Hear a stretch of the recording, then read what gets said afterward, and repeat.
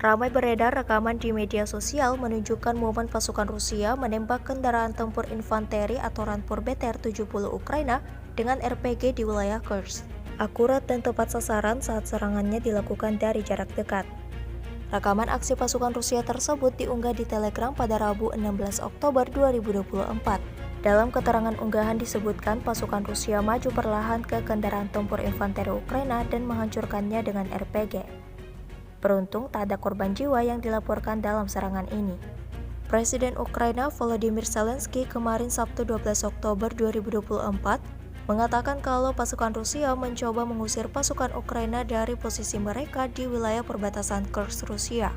Akan tetapi, pasukan Ukraina tetap bertahan di garis pertahanan mereka.